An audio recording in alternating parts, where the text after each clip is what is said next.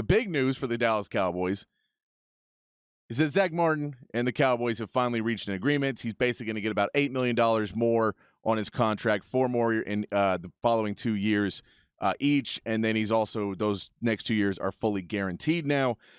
So Zack Martin will be coming back to this O-line, which did look like it needed to have a Zack Martin. The depth is not necessarily fully there for this Cowboys O-line. They did okay, but nothing that you would think this is we're ready to go. We're ready to go week 1. I feel comfortable putting Dak Prescott out there with this O-line.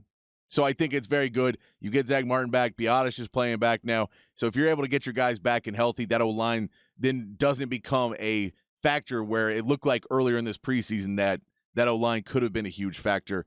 Mike McCarthy did talk about the offensive line depth after the game on Saturday. Well, I mean, it's definitely a concern. I mean, just, because, when you look at the way you practice, I mean, the goal is, and concerns not, because I don't want this going down that road. It's a focus would be a better, so scratch that. It's a focus, because you always would like to get to a point in camp where we have your five guys that you're going to try to get connected and get into a rhythm and so forth. We're obviously not at that point. We have some veterans, we have some moving parts. So on the flip side of that, it does create a lot of opportunity for our young players. And just talking with Josh Ball before I come in here, I'm excited to see what he, how his game went. He asked me how he did. I said, well, I got this new gig. I'm kind of sorry I didn't get to watch it tonight, but this is good for us. I mean, I think this will pay dividends in the long run. But but at some point, you do want to get into that routine of getting 5 guys working together. So that's him. The first part of that is that he's okay with the O-line, but it's that Mike McCarthy thing where he starts to tell the truth and be like, "Oh, we're not really we were not there. We're not there," and then he goes, "Oh, no. But actually, we're fine. We're fine. Don't worry about it." I think they did just well enough for Zack Martin to get paid today. That's how well that O-line and the depth there looked of the Jerry Jones. Well, I guess, maybe we'd have to deal with it if he got hurt. Not the case. Jerry Jones realized, let's finish up this holdout. We need him ready week 1 because, we need this running game to look better than it did. And Deuce Vaughn looked good. And I get Tony Pollard wasn't there. But the running game in its whole, Malik Davis did not look good really at all in the running game. He was okay receiving, but not great in there. Rico Dotto looked okay. Deuce Vaughn looked good. But the big part of that for me, when I was listening to this whole press conference, the thing that kind of stuck out to me on this whole press conference for Mike McCarthy is that Mike McCarthy is acting as if taking over play calling wasn't his idea, really. It seems as if he got demoted to play caller. And I know that sounds weird, but he doesn't sound like a head coach. He does nothing about this press conference sounds like a head coach. Everything they keep asking, he goes, "Oh, I couldn't really watch that because, new thing I got to do. I got to call plays." And I couldn't see that because, I got a new thing I got to do. We got to call plays. And you're like, well, dude, if you can't do both, that's a problem. So he goes on the press conference to talk about calling plays. Here's Mike McCarthy talking about calling plays where he says, hey, man, I'll get back and we'll get the hang of it. And the reporter, when he asked the question, basically asked him, is calling plays like riding a bike? Here's Mike McCarthy's answer. Well, I would say a lot of it's like riding a bike because, I mean, it was, it's natural. I mean, I think just like anything in this game, your preparation really ties to your performance. So it was fun to prepare for a game again. But preseason games are a bit different. You're so focused on your players and your guys and just keeping them in friendly concepts, especially with the focus of of our young guys. But yeah, it wasn't clean. I got a number of things that we'll talk about as a staff, and and we'll be better for it because this is our first time operating. Personally, I'm glad I had I have a number of coaches that worked with me before. I made it, and I had an old call come out of my mouth that it's not in the offense, so that was fun. But but we corrected that immediately. But truck right was old strong right, so strong right come flying out of there. But it actually was a big play too, so you can take that for what it's worth. But no, it was good to get back into it. But I think Brian and his staff are doing a great job. If anything, we probably over communicated, which is a good thing. So and we'll be better next week. There it is. We'll be better next week, and he better be because As I said, this whole press conference sounds as if he's really struggling trying to do two things at once. Really struggling to figure out how to be a play caller and do another thing. And to be a head coach in the NFL, if you can't be a leader and get this team ready to go, who's going to do that for you? Is Dak Prescott have to lead this team? Is Dak Prescott the de facto head coach because he's going to be the one on the sideline talking to players because he's not freaked out? He says later in this press conference he couldn't really watch the defense because he was worried about play calling for the offense. He says that he couldn't watch the players that he was doing, even though they're playing offense that he's calling. He couldn't really watch them because he has to call plays. And I get you want to be focused, you want to make the right play calls. But can you be a head coach if you can't manage anything else but doing the bare minimum of calling plays? If you can't do anything else, you're not a head coach anymore. You're an offensive coordinator. That's what you are.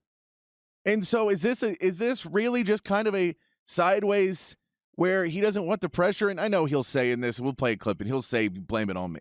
But you can be like, I'll just take the blame. But are you just a glorified offensive coordinator at this point with Mike McCarthy? And if that's the case, I think there's probably better play callers out there. We'll see. I mean, one of the interesting things we saw is we know that he made the big claim that they were going to run the ball more. And they didn't at all in the preseason. Now, it's preseason again, so they're trying to get different things done. But you figure you want to work the O-line. You figure you want to work these running backs in preseason because you don't care about Cooper Rush or Will Grier. Like, that's great. They can play, but it doesn't matter. They're not starting over Dak. We know who the starting quarterback is. You want to get some of those wide receivers some reps, sure, but you were trying to spread the ball around. It wasn't like you were really working Tolbert. You weren't playing Gallup. You're not playing Cooks. You're not playing Rodgers. I get, okay, you want to throw it to the tight end.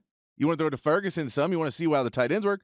But to only carry the ball 22 times and throw the ball 43 doesn't seem like what you would do in this preseason game, and it doesn't seem like what he said.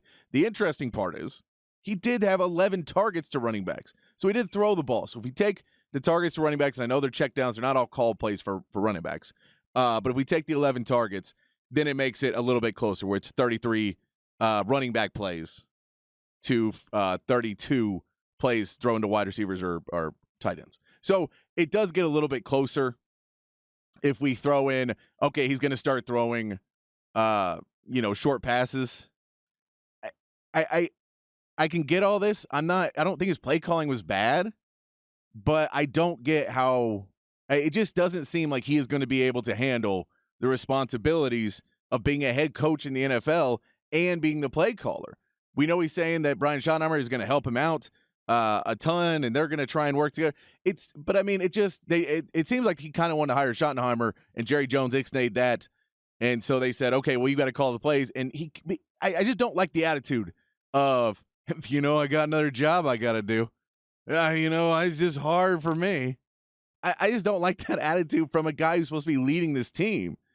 You need to show that you can handle it and that this team is ready to go and do things. Not, hey, man, even the coach doesn't know what he's doing. And then he talks later in this press conference. They're asking him, okay, well, if you seem kind of overwhelmed right now because you're calling plays and you can't watch the defense at all, you can't watch your own players that you're calling plays for to see how they're doing. You can't watch any of that stuff. You're just focused on play calling. Then how are you going to manage the clock? And how do you have game management? And he basically said, well, we hired some people to do analytics to do that for me. Here's Mike McCarthy. Oh, absolutely. I mean, we're kind of been able to go back, with our new analytics team that we've hired recently.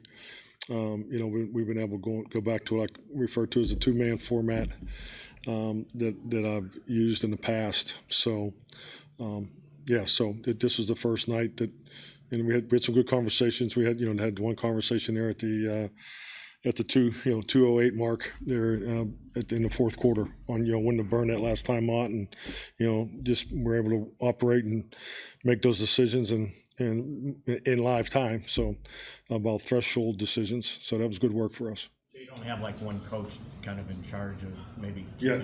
I have two individuals that are primarily in charge of game management. But if you don't like it, just yell at me. That's how we do it. So. I like, you ended on the joke, just yell at me.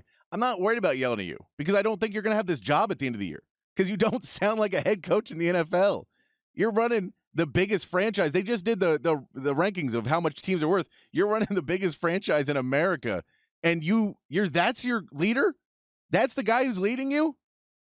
Is the guy who goes, yeah, no, I'm calling plays. I'm a glorified offensive coordinator, and they had to hire some dudes because I'm so bad at game management that they had to hire some analytics guys to be like, hey, Mike, you should call timeout now, buddy.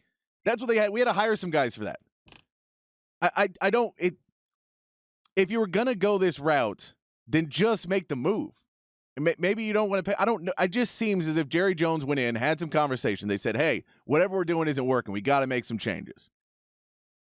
And I'd really like to make Dan Quinn head coach and then, kind of demote you. But I can't demote you because you'll leave. And I don't want to give up on the Mike McCarthy experiment.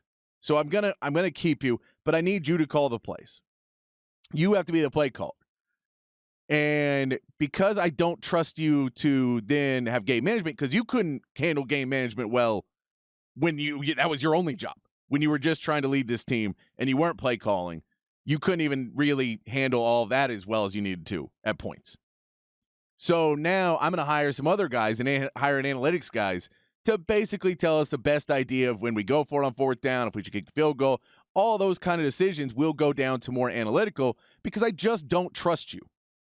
So I'm going to trust you to call plays, but that's it. And it's just not – there's nothing about Mike McCarthy in this press conference. I get it's a preseason game, and maybe he will get better. And by week 3, week 4, and once we get to the regular season, maybe he'll be like, oh, no, now I got it down. We're hitting it, and we're scoring a bunch of points, and everything looks good.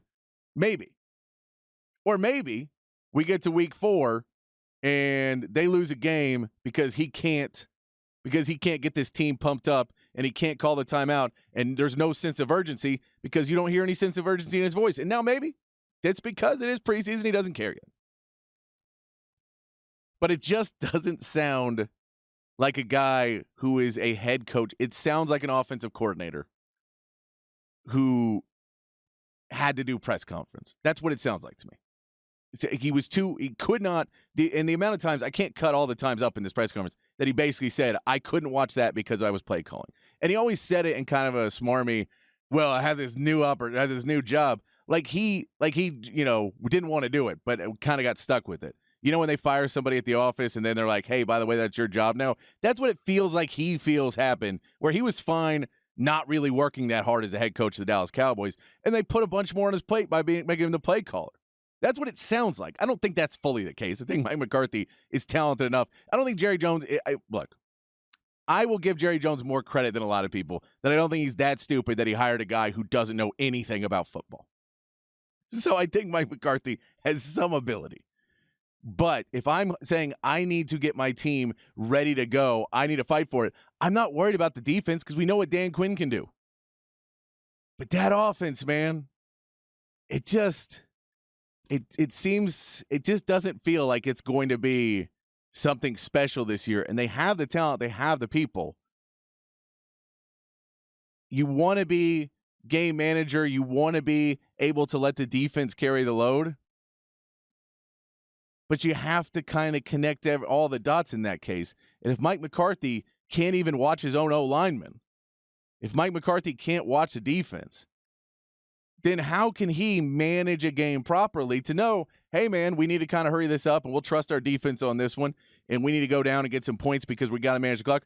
Or is he just going to always call it a slower game? I don't have any faith in this.